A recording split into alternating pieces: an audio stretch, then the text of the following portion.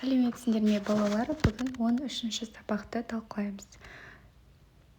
49-шы жаттығу мәтінді тыңда. Құмырсқаның пайдасы. Құмырсқа ұйымдасып, жабыла жұмыс істейтін жәндік. Құмырсқалар ұйымшыл келеді. Орманда жүріп адасып кетсеңіз, құмырсқаның илеуіне қарап, бағыт-бағдарды анықтап алуға болады. Өйткені құмырсқалар өз илеуін тек солтүстікке қаратып салады екен. Олар өлген шыбын-шіркейді, басқа да зиянды заттарды жеп, қоршаған ортаны тазартып, табиғатқа көп пайда келтіреді.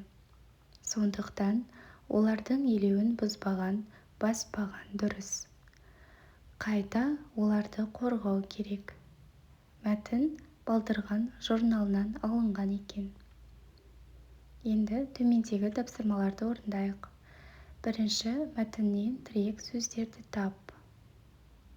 Сызба бойынша мәтін бөліктерін тап. Және ғылыми мәтін екенін дәлелде. Кеттік балалар, онда бірге орындайық. Бірінші тапсырма тірек сөздерді тап. Құмырсқа, илеу, ұйымшыл, табиғат, зиянды жәндіктер, пайда, қорғау. Екінші тапсырма құмырсқаның пайдасы. Дәлелденетін пікір: құмырсқа ұйымшыл, табиғатқа пайдалы жәндік.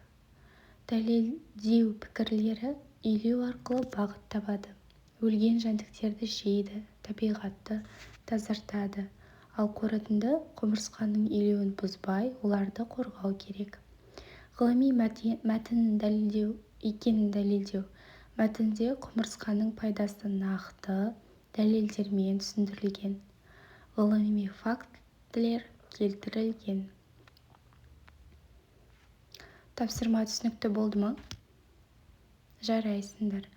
Келесі жаттығу шығармашылық үзіліс. 50-ші жаттығу сөйлемдердің жалғасын тауып көшіріп жаз.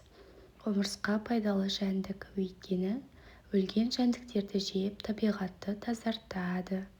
Екінші сөйлем: ауа тазарды, себебі жаңбыр жауып, шаң басылды. Үшінші сөйлем: дала әппақ, өйткені қар қалың жауды. 51-ші жаттығу сөз жұмбақты шеш.